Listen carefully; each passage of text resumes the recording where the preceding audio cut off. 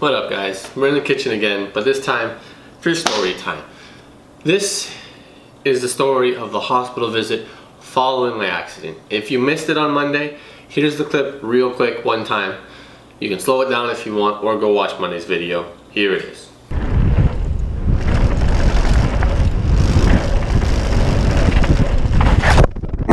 Alright, so you see what happened, right? I ran into a tree and the tree won. Get it? Awesome. So, I didn't really get down the hill on my own. I had to take an ATV down the hill. And here is how I got down the hill. It's going to shake a little bit, okay? Because we're going down. Yeah, okay. So this is movement of the earth what is increasing. So once we got to the bottom of the hill, I was then chucked into an ambulance. Not literally. I was placed, oh so gingerly, get it? Into an ambulance. From there, I was rushed to St. Jerome Hospital, which is like 20 minutes away from the hill that we were at. Not bad at all, especially considering the ambulance ride was maybe like 10. Lights and sirens, they kind of do that. They get you through traffic a little bit faster than you can on your own. So anyway, I get to the hospital, I'm assessed. They push on my body kind of here and there, make sure that nothing else is broken or that we have to worry about. Get me to wiggle my toes, push and pull, all that fun stuff. So anyway, I am assessed, I go do x-rays, I get an ultrasound.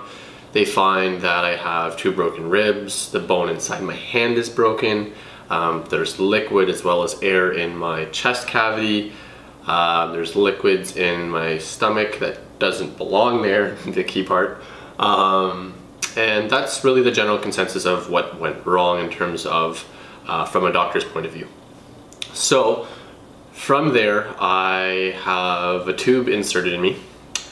For those of you that don't do well with graphic images, this is the only part that you're going to struggle with, I promise. It's not really that bad, but this is the hole they put in me. So the hole that they put in me was to drain all of the air and fluid that was in my chest cavity that didn't belong there. So that was in me for, well, the whole duration basically of my hospital visit. I was in the hospital from Sunday to Sunday. It was in me from Sunday to Friday, so the bulk of the stay. Anyway, that was all done and dealt with, so to speak. I was being drained and was basically stuck in a bed for some time. In St. Jerome, I was basically stuck in the emerge area because they weren't really sure when I was going to get discharged. Long story short, getting discharged, or transferred, sorry, from St. Jerome to Ottawa was an absolute pain apparently in the case of logistics.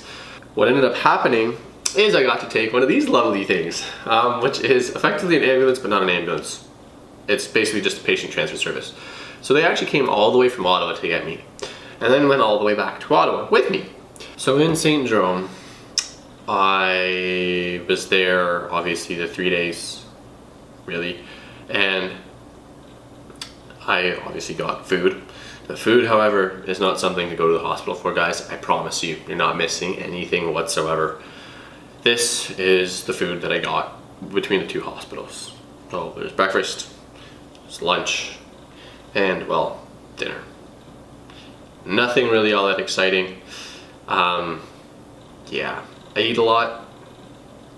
That really took away my appetite. Anyway, so onwards from that, I am then transferred from St. Jerome to the Civic Hospital in Ottawa. Good old home, home sweet home. So I get there via the Spectrum Patient Transfer Services ambulance, and let me tell you, she was a hot one. That was a very, very warm trip. The air conditioning in those ambulances aren't the hottest, well, aren't the coldest, really, not the greatest. So anyway, we get there, we're in emerge, I'm put in a room in emergency, checked out, got stickers on me and all that fun stuff. Straight up asked the nurse, like, do I have to wear these? Can we take those off? Like, I never had them before, like the whole time I've been here in St. Jerome and the whole time on the way from St. Jerome to here, I've never had all these stickers. I'm fine, I'm walking and talking, breathing, but needless to say, they're doing their job, so yes, I had to wear all the stickers. So from getting checked in there, I was sent for x-rays again. Well, again, the first time in the Civic. So I sent for x-rays, got x-rays of my chest, of my hand, just to see what's going on so that they have their copies of stuff and all is well. sent back to my room. From my room, I'm then told that I need to get my stuff. I'm getting another room upstairs. So I get shipped off to go upstairs, and I'm just expecting kind of like a regular old room. Is what it is. It's a hospital room. Cool. Guys, this room is like straight up out of a movie.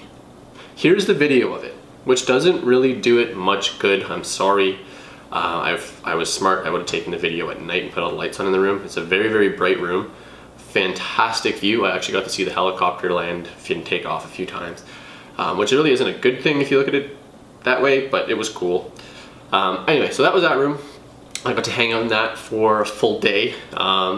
You're not hurt enough to be here. I was like, okay, I'm sorry. Okay, I'm just going where you guys are telling me to go. So I ended up going to another room after I got x-rays yet again. And this room was still pretty good. The picture I showed you guys earlier of the ambulance, here it is again. That's actually the view from my room. So I actually had a pretty good view. You got to see all the kind of commotion going on down there, and just really what was going on around the hospital for the most part. Other than that, I didn't really get to go outside much, but of the 3 times I went outside, I did happen to see the helicopter coming in, and here's the video of that. And here's a better picture of the helicopter landing. This was taken from my other room, not outside. Obviously it's through a window. So that's that. And then I guess the only real other thing that was rather cool or interesting, weird, depends on how you want to look at it, is how the tube came out of me. But the tube's actually in me a fair amount. It's in me about, well, was in me about that much, which is quite a bit when you think about it.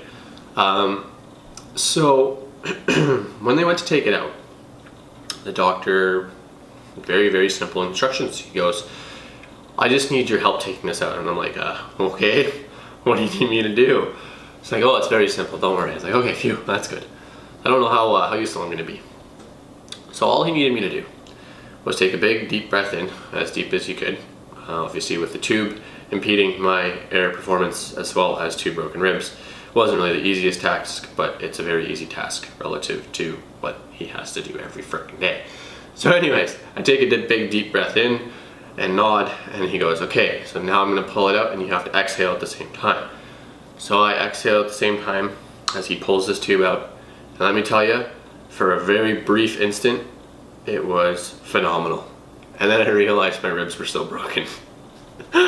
So now I'm kind of just lying in bed, still hurting, because, well, broken ribs, deep breaths, don't really mix very well.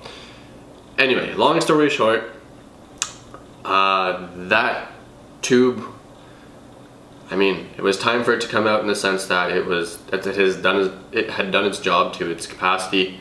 Unfortunately, there was a slight complication with the amount of air that was still left between my lung and chest wall.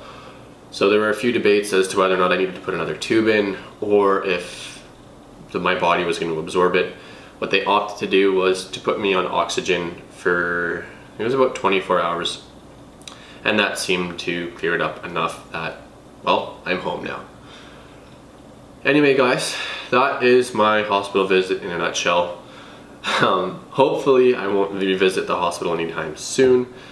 I'm obviously back to being home for this week. I'm not really allowed to do much next week. However, I will be back at school, and it'll probably be story time or something thereof again. But thank you guys for watching. We'll get back to having a lot more fun than random chats in the kitchen. Take care.